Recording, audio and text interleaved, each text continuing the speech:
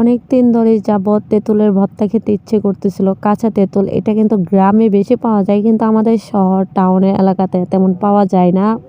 ২টা মামতো ভাইকে আজকে সকালবেলা উঠে বললাম যে আজকে আমি তেঁতুল ভর্তা খাবো, যেখান থেকে পারস তেঁতুল নিয়ে আসবি, কাঁচা তেঁতুল। তো ওরা কি করছে, একটা গাছ বলেছিল কোন জায়গায়, ওইখানে গেছে, অনেক দূরে গিয়ে আমার জন্য তেঁতুল পেড়ে নিয়ে আসছে। আর ওইখানের একটা মহিলা বলে ওদেরকে ধরে বলতেছে যে আজকে আসছো, আজকে দেখছে, আর যদি না দেখি তোমাদেরকে।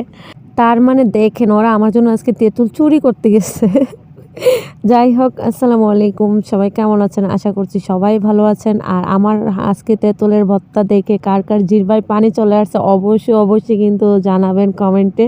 ছেলে মেয়ে সবাই কিন্তু এখন প্রচুর টক খেতে পছন্দ করে। আর আমি আমার জানা সত্ত্বে এখন মেয়েদের থেকে কিন্তু ছেলেরা আরও বেশি টক খায়, কিন্তু একটু কম খেলে ভালো হয় আর কি। তেঁতুলটা কিন্তু আমাদের রক্তের জন্য অনেক বড় ক্ষতিকর, কারণ আমাদের ব্লাড চেঞ্জ করে ফেলে বা ব্লাড নাকি পানি হয়ে যায়, আম্মুরা বলে আর কি। এতটুকু শুনে আসছি আজকে ছোটোর থেকে বড় অবধি।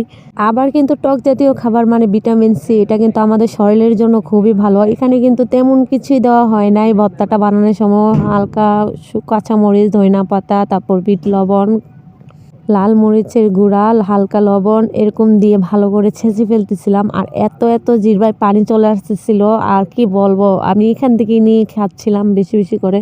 কাঁচামরিচ আর ধনিয়া পাতার ফ্লেভারটা অনেক সুন্দর ছিল, ফ্লেভারটা। আর যাই হোক, কেমন হয়েছে ভর্তা খাওয়ার জন্য সবাই প্রস্তুত হয়ে চলে আসে আমার কাছে। আসসালাম।